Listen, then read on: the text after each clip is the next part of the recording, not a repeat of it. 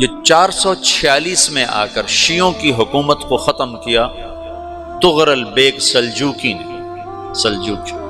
Seljuk مسلمان ہوئے تھے محمود غزنوی کے دور میں، سلجوک ان کے بڑے کا نام تھا۔ تو ایک دفعہ محمود غزنوی نے سلجوک سے پوچھا اگر مجھے تیری مدد کی ضرورت ہو تو کتنے آدمی پیش کر سکتے ہو؟ تو اس نے ایک تیر دیا، کہا یہ ایک تیر ہے میرا، کسی کو یہ تیر بھیج کر میرے علاقے میں بھیج دو تو چند گھنٹوں میں 1,00,000 تلواریں تیرا پہرا دینے کے لیے تیار ہوں گے، میرے پاس اتنی طاقت ہے۔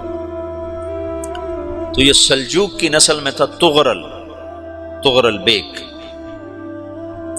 اللہ تعالیٰ نے جب عرب زوال کا شکار ہو گئے اور ضعف کا شکار ہو گئے، جیسے بڑھاپے کا کوئی علاج نہیں، جب قوموں پہ زوال آتا ہے تو اس کا بھی کوئی علاج نہیں، پھر اور قوم کو جگہ ملتی ہے۔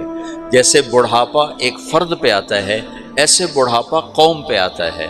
قوم کا بڑھاپا جوانی میں نہیں لوٹ سکتا، جیسے فرد کا بڑھاپا جوانی کی طرف نہیں لوٹ سکتا، قوم کا بڑھاپا جوانی کی طرف نہیں لوٹ سکتا، کوئی علاج نہیں، نئی نسل کا آنا ہی علاج ہے۔ تو عرب دھل چکے تھے، 600 سال بہت ہوتے ہیں حکومت کو، اپنی صفات گم کر چکے تھے، اب نئے خون کی ضرورت تھی۔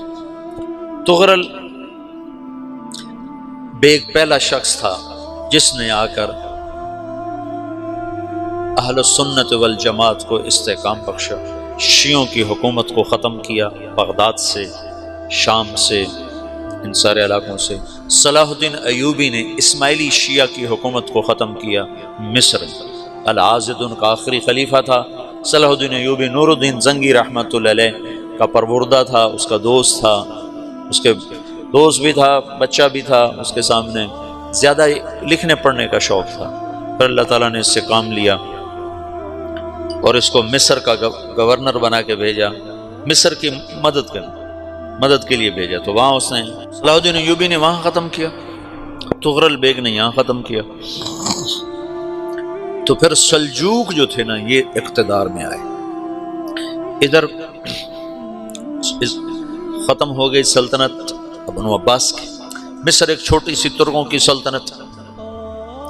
تو اللہ تعالیٰ پھر مرکزیت کے لیے ایک نظام چلایا، دو لشکر آپس میں لڑ رہے ہیں ایک میدان میں، ایک جنگلی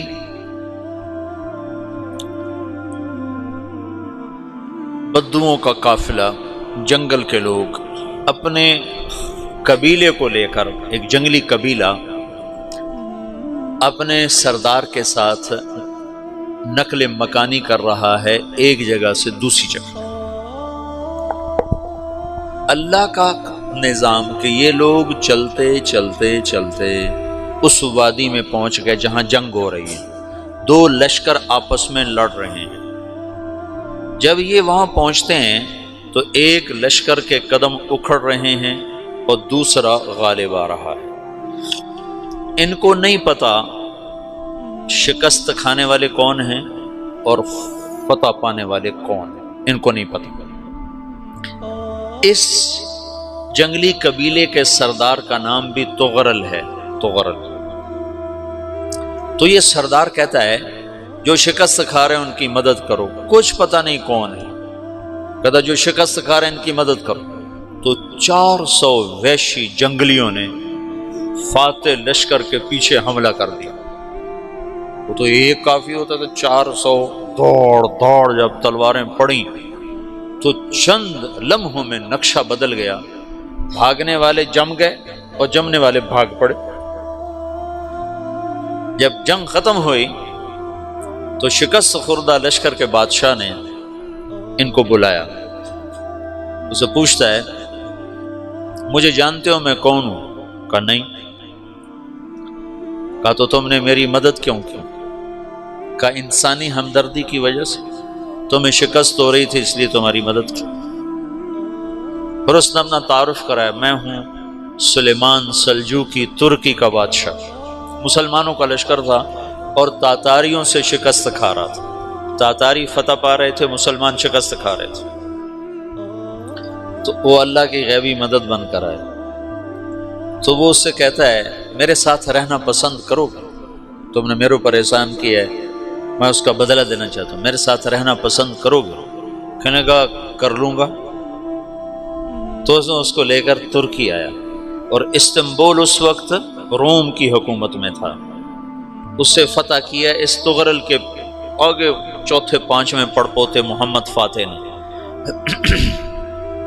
تو یہ استنبول ہے، یہ ترکی ہے، بیچ میں ایک چھوٹا سمندر ہے، یہاں ایک جاگیر ہے۔ تو سلطان سلیمان کہتا ہے یہ جاگیر تجھے وقف ہے، ادھر سے رومی مجھے تنگ کرتے ہیں حملے کر کر کے، تو میرا دفاع کرتے رہنا، یہ جاگیر تیری۔ اس جاگیر پہ اس نے اپنے قافلے کو آباد کر دیا، اپنے قبیلے کو، اور ایک چھوٹی سی حکومت بنا لی، جو ایک صوبہ سمجھو، سلمان سلجوقی کا وہ ایک چھوٹا سا صوبہ ہے۔ وہاں جب یہ رہ پڑا تو پھر یہ ایک شیخ کے بیعت ہوتا ہے، وہاں شیخ طریقت ہے، ان کے یہ بیعت ہونے جاتا ہے، وہ اس کو رات اپنے پاس ٹھہراتا ہے، تو ایک کمرے میں ان کو ان کا خادم ٹھہراتا ہے۔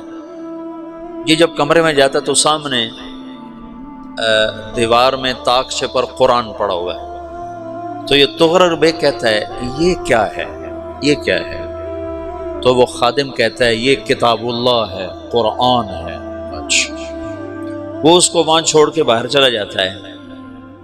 وہ دیہاتی آدمی، جنگل کا رہنے والا، پہلی دفعہ زندگی میں قرآن دیکھا، وہ کہتا ہے یہ قرآن ہے، اللہ کی کتاب ہے، میں اللہ کی کتاب کے سامنے سو جاؤں، کتنی بے ادبی ہے۔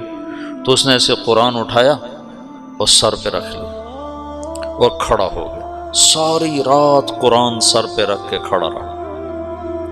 رات کے پچھلے پہر اس کو خواب آیا، کھڑے کھڑے اس نے دیکھا کہ اس کی پشت سے ایک چاند نکلا اور شیخ کی بیٹی کے سینے میں جا کے اتر گیا۔ پھر اس لڑکی کے سینے سے ایک درخت نکلا جو پھیلتے پھیلتے پھیلتے 3 بر اعظم پہ چھا گیا، افریقہ پر، یورپ پر، ایشیا پر۔